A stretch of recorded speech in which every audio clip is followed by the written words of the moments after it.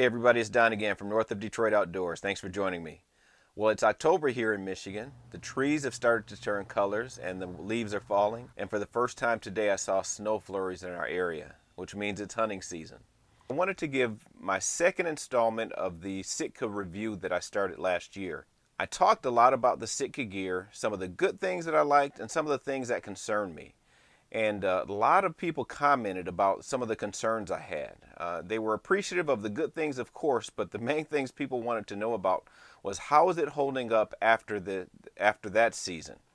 So I wanted to make sure that I made this video now before the temperatures drop too much, so if there was anyone out there looking to purchase the equipment, they at least had some more information about how it held up over the second season. So that's what we're going to do today, right here on North of Detroit Outdoors.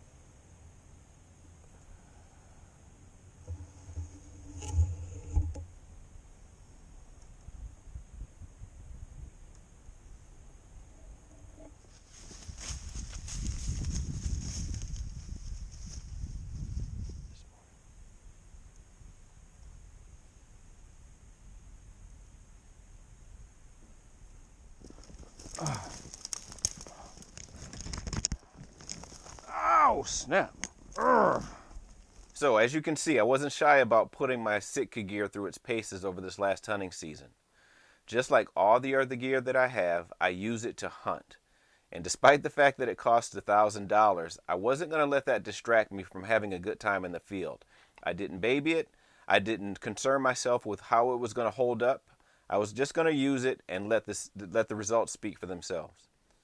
So just like I did last year, I'm going to go through each piece of the system that I have, starting with the SITKA Fanatic jacket. And I'm going to talk about the things that I really like about it and the things that caused a concern, if any. So let's get going. Now, I'm not going to go in excruciating detail because I have two other videos that talk about the functionality of the jacket. Rather, I'm going to go through the things that were brought up last year that people had concerns about, mainly the durability, because we can go beyond warmth. Believe me when I say this is the warmest jacket I've ever had. So that's been established. But let's talk about some of the things that concerned me last year. And if you remember last year, the concern I had was the jacket seemed to be wearing prematurely. And this was a big concern for me and a lot of other people on YouTube, because some people had purchased the gear and they watched the video and they were really concerned, wondering if it was going to hold up for them. So again, as I mentioned earlier, I did not do anything to protect this any more than I would any other piece of gear that I have. I used it as it was intended.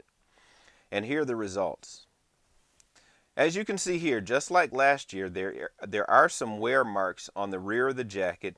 Again, exactly where it contacts the tree.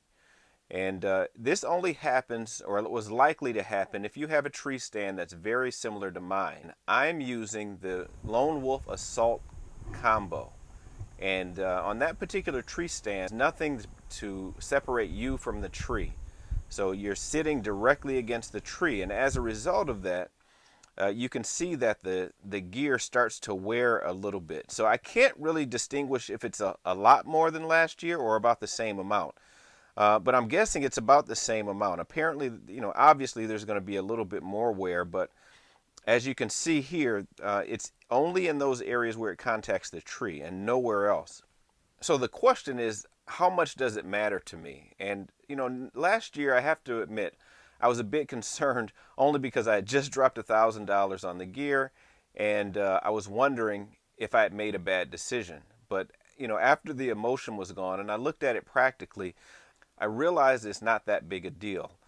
At the end of the day, because the wear marks are only in these two areas and the rest of the jacket is holding up really well, I'd imagine that anyone else who had a different type of tree stand where you're not right up against the tree, you're not going to have this type of wear here.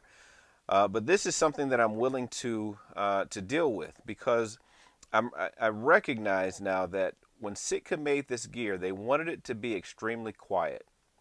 And as a result, it's going to be soft. And the durability in these areas is probably compromised a little bit. But again, for me, as long as it's localized to these areas, I'm okay with that. Because there was a point last year where I had an opportunity to take a buck that was walking directly under my tree stand. And I was in a seated position. I drew my bow, and as it was walking under me, I tried to position my bow so I could get a good shot. You know, the angle was really steep because the deer was right under me. So I had to stand up at that point in time, again, with the deer directly under my tree. And I tell you what, when I stood up, I was really happy with the gear that I purchased. One, because the Lone Wolf Assault was so quiet. No squeaks, no rattles, no creaks, nothing. It was dead silent. But so was the gear. I couldn't even hear myself stand up. And it was at that point that I recognized that the material was made in such a way to accomplish just that. So if this is all that I have to deal with, just a few what seem to be premature wear marks on the back of the jacket, I'm willing to take that every day of the week. Because every other part of the jacket is held up extremely, extremely well. I have no issues, no rips, no tears, no loose threads, no broken zippers. Everything is exactly as it was when I purchased it. So for me, that's a win in my book. And I don't think anyone should really be concerned with the durability of the jacket because it performs as well as any piece of gear that I have. And I can't say enough about how happy I am with the fact that it's warm and it's quiet. And that's something that I didn't really appreciate until this hunting season. So let me get to the next piece of gear, and this is this SITKA Fanatic hoodie. And this was really the one that caused me a lot of concern initially, even before the Fanatic jacket, because I saw the pilling on this hoodie first. And the pilling is when the little pieces of fabric kind of bead up. And you know, again, because there were the emotions were high because I had just spent so much money on the gear, I was concerned that it wasn't going to hold up over the long term. But again, after the emotion of that wore off, I started to look at it again a lot more practically, and I said, wait a minute.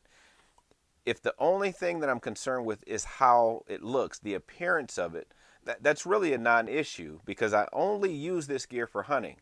Now, some of you may purchase this and decide to wear it out to dinner. You may go to the grocery store in it, who knows? But I don't do any of that. The only time I wear this is when I'm hunting. So is it important that this pilling is actually happening? Well, actually, no, I don't care, because at the end of the day, as long as it functions the way it was intended to function for hunting, it's really a non-issue. And I received a lot of comments from people about how I wash this gear. Now, for me, I wash it in cold, just like it's recommended, but they also recommend that it's washed or it's dried on air dry. And I tried that one time, but because this Sitka gear is so dense, it takes such a long time to dry. So I decided to just use heat like I would with any other article of clothing. And I believe that may be the reason why this pilling has happened, because there were other commenters on this particular video who mentioned they are not having this issue, but they also use air dry or they hang it to dry. And that looks like that's the differentiator between what I'm seeing and what other people are not experiencing.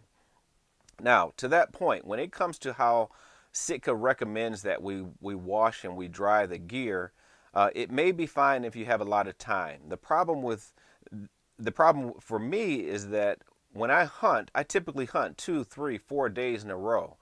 So after that first day, I may not need to wash it. After that second day, if I feel that maybe it has too much scent on it, or maybe it's gotten soiled from blood or mud or dirt, and I don't want to wear it again, I'll wash it and I'll dry it on heat because I need it the next day. If I tried to let it air dry, it would just take way too long, and that's just too impractical for me, and I think it's just too impractical for hunting gear.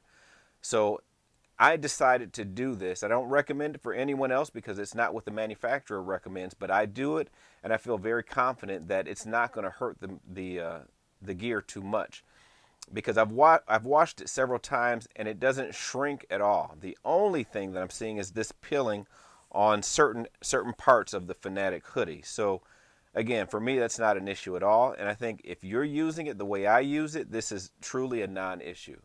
So the next piece I want to talk about are the Fanatic bibs. And last year I really didn't have too many negative things to say about this, other than the fact that these snaps, they're quiet snaps, but they come loose pretty easily. And that's still the case, naturally, because that's not going to change. But honestly, over the last year, it really didn't bother me. I know what I'm going to get with these particular snaps. If it's something that I really need to secure, there's so many pockets in here that have zippers that I can put it in a pocket with the zipper, zip it up, and I'm sure that it's going to be secure and it's going to be there when I get to my destination. But even for these bigger pockets, I still put things in there that I know I'm going to need later, and I don't concern myself with it too much because despite the fact that the snaps do come open pretty easily, I haven't had anything fall out. So really it's a non-issue, and I love this piece of gear.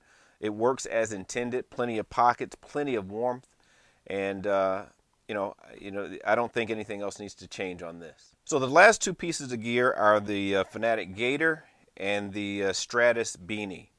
And honestly, I don't use the Gator because of what I talked about last year. It's a little too constricting. Again, I really, really wish that this looked like the picture, because it would fit over the collar of the Fanatic jacket, but I knew that going into this year, and because of that I may have used it one or two times and that's it. So there's really not much more I can say about this. The beanie I still love this beanie. Sometimes I wear it under the Fanatic hoodie, sometimes I wear it over, but I tend to wear it under the Fanatic hoodie most of the time because after a shot, maybe you get excited about something, you just rip that hoodie off. If the beanie's on top, it can come off, it can fall, and you not really notice it. So I tend to wear this under the Fanatic hoodie for that reason. But this is a great piece of gear too. I like the fact that it comes down, it covers my ears. It's plenty warm despite the fact that it's not the same warmth as the Fanatic beanie. But I do again like this one much more because it is so streamlined. And when I'm not using it, I can just fold it up, put it in one of the pockets, and it's nice and small. So this is a great piece of gear, and I have no issues really with this one. Yeah, it's not going to change because it is what it is. So in short, the question is, if given the opportunity, would I purchase this gear again after 2 hunting seasons? And the answer is absolutely yes. So I hope this follow-up video was valuable to you.